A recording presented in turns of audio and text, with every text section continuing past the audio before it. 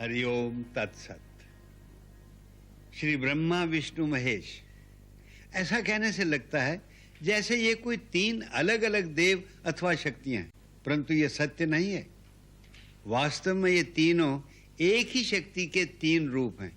असल में एक ही पर ब्रह्म परमात्मा है जिसकी इच्छा अथवा संकल्प से इस जगत की सृष्टि होती है, उस सृष्टि का पालन होता है और फिर उसी सृष्टि का संहार हो जाता है। एक मत ये भी है कि ये सारा जगत वास्तव में है ही नहीं, केवल माया है और ये उत्पत्ति, पालन और संहार का सारा नाटक केवल माया का भ्रम है। जैसे स्वप्न में देखा हुआ सत्य नहीं होता, उसी प्रकार ये सारा संसार मिथ्या है। वही जो परम रचनाकार, वही जो परम दृष्टा है, उसी का नाम शास्त्रों में परब्रह्म परमात्मा रखा है। सो एक नाम तय हो गया, परब्रह्म। अब उसके तीन कार्य हैं, जगत की रचना, उसका पालन और उसका विलय अथवा संहार।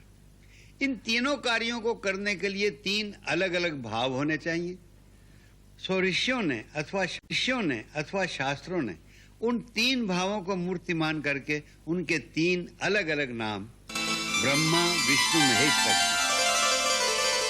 ब्रह्मा विष्णु महेश जो इस संपूर्ण जगत के स्वामी और रक्षक हैं। एक ही पूजा से स्वाभाविक ही सभी की पूजा हो जाती है। हालांकि तीनों एक ही हैं, उनमें बड़ा छोटा कोई भी नहीं।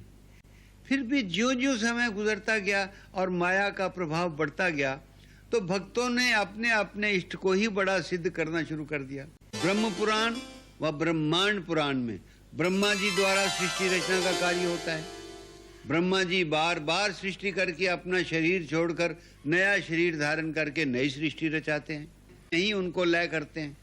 नारद विष्णु पुराण में सृष्टि क्रम में सृष्टि का मूल आधार महाविष्णु है। वो पर ब्रह्म परमात्मा ही प्रकृति, पुरुष और काल तीन रूप में प्रकट होते हैं। शिव महापुराण में सृष्टि रचना और संचालन का मूल आधार भगवान शिव ही विष्णु ब्रह्मा को प्रकट करके सृष्टि का कार्य आरंभ करते हैं और पुनः अपने में ही उनको लय करते हैं।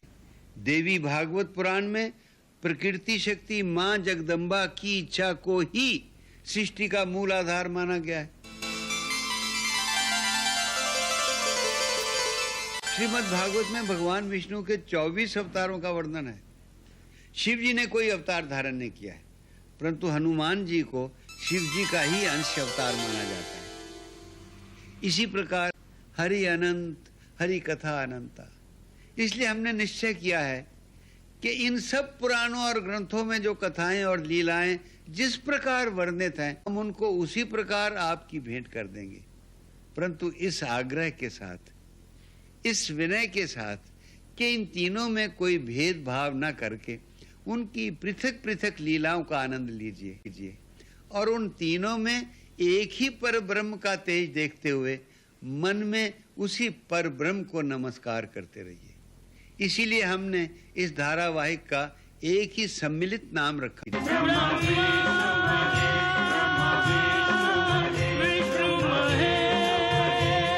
ब्रह्मा विष्णु महेश जो इस संपूर्ण जगत के स्वामी और रक्षक हैं। हम विभिन्न शास्त्रों के आधार पर इन तीनों के उद्गम और प्रादुर्भाव का वर्णन करें